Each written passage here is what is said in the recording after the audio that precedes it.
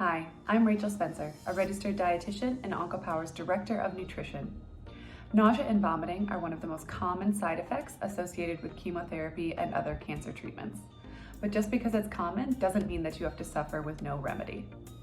First of all, you want to make sure that you are taking any anti-nausea medications that your doctor prescribes.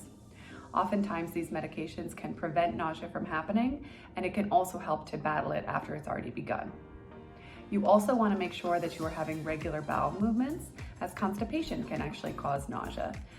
So make sure that you are getting adequate fluids and fiber, and make sure that you are taking any bowel medications like Senna or Miralax that your doctor recommends as well.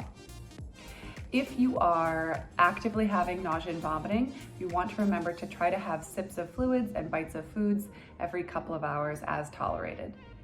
Foods that are bland, room temperature, without too much seasoning are going to be best tolerated. So think soups and broths, room temperature water, mashed potatoes and toast. During these difficult times, that's what's going to be best tolerated.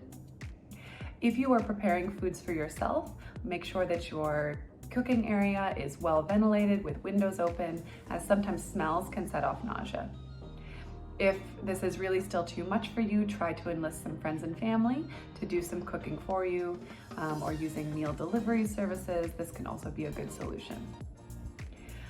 If you feel that it's been a long time, a few weeks or so, and you really think that your nutrition is suffering, please be comfortable speaking with your physician about this.